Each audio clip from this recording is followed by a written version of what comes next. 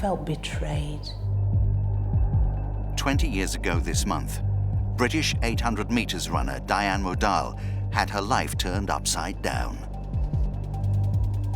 There was never a time when I would accept or compromise my innocence. Athletics' governing body had found Diane guilty of a doping offence and banned her for 4 years. The games, the sport, the enjoyment, the passion had been ripped out of the soul of me.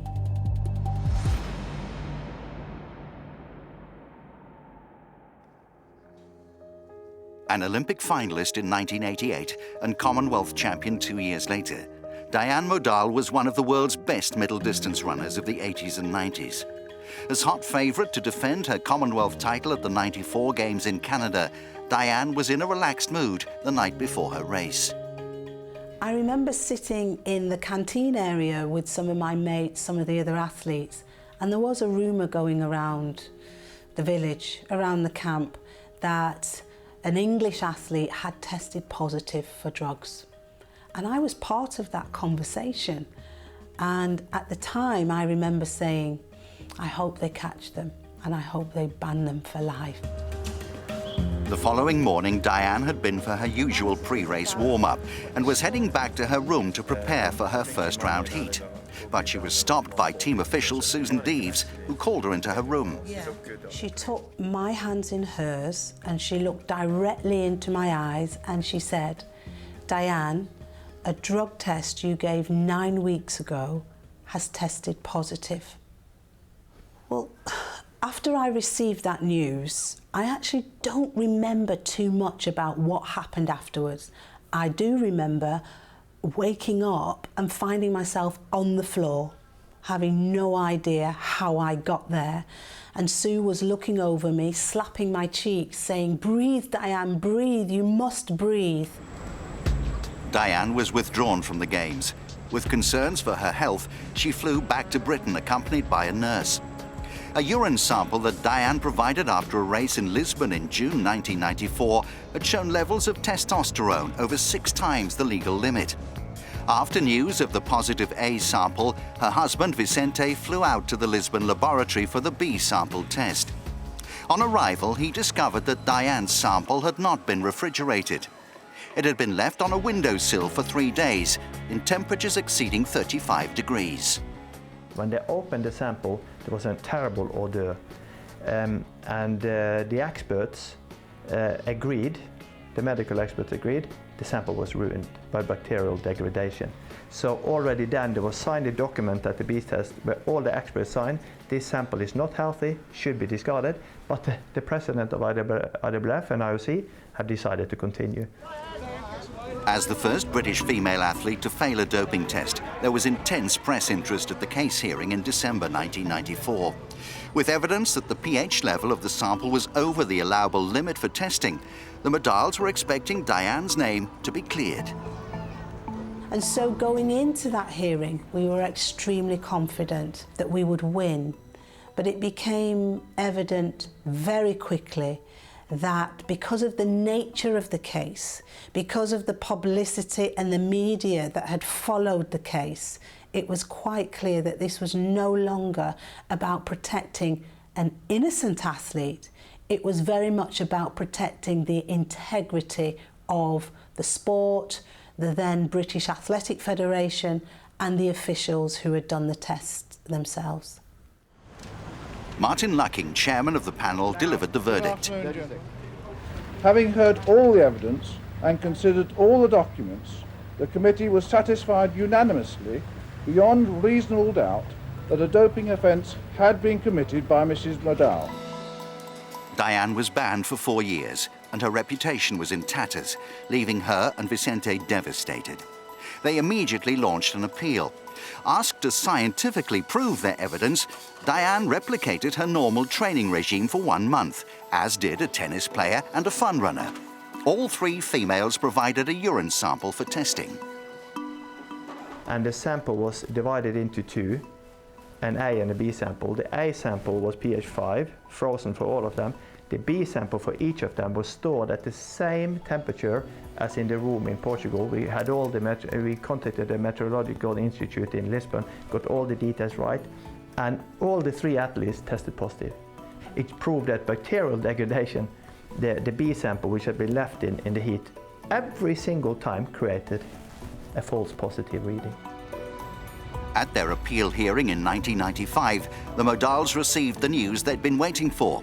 Diane was completely exonerated of any doping offence and allowed to return to competition. Our lawyer, Tony Morten Hooper, said, "We won." And I remember it was amazing. I just could not believe it, and I still can't today, because it was the most hard thing. That the effort, the 24 hours fight was just enormous. 20 years have gone since that time, and it's like yesterday. And one of the things that really hits me is that 20 years later, we haven't got 1 penny in compensation. Even through 6 court cases, we lost our house. At one stage, Diane and I had 20 pounds to live for with our daughter for a period of 1 week. We lost absolutely everything. The Modahls only paid off their £1.5 million legal fees 2 years ago, following their unsuccessful battle for damages against the British Athletics Federation. The stress of trying to prove Diane's innocence resulted in Vicente suffering a series of heart attacks, culminating in the need for a double heart bypass. Diane is eternally grateful for her husband's support and determination. He was the one consistent person throughout who said, "We're going to fight this." And when I was broken, when I was depressed, when I wanted to give in with life, he said, "No, we're going to keep going. We're going to keep going till we win." Vicente, who was also Diane's coach, got her back into shape in time to qualify for the 1996 Olympic Games in Atlanta. 2 years later, Diane was in the form of her life at the 1998 Commonwealth Games, where she ran her fastest ever time in a championship to win the bronze medal behind the great Maria Muotola. That proved to be something of a catharsis after her experience at the previous Commonwealths. Although Diane went on to qualify for a 4th Olympic Games in Sydney, Vicente feels his wife was robbed of her best years. She never, ever, for the remainder of her career, ever got her head back in a running mode. So I remember as a coach, I was quite upset that the case had taken away that that she felt that she belonged. So I would say that Diane certainly lost the opportunity to go the same route as Kelly Holmes, for instance. I think she was well as capable as Kelly Holmes to run 1:56. And I think that she lost that opportunity with the injustice done towards her. During the dark times, there was a ray of light for Diane in the shape of her 19-year-old daughter, Imani, who's following in her mother's athletic footsteps. She's also one of the young people who trains at the Diane Modahl Sports Foundation, which was set up in Manchester in 2010.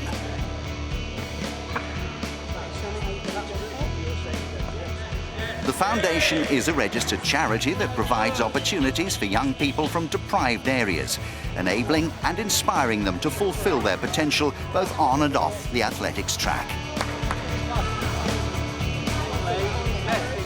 We deliver high quality, consistent, engaging and inspiring sessions that enable young people to build the confidence and the ability to go on and achieve their goals. So we use sport to engage them. The foundation has given the Modahls a positive focus. After all that's happened to Diane over her career, her passion for running remains strong. When I can, I get out, put my trainers on, I'm out on the canal, or I'm out doing laps on the local field. That's quality for me.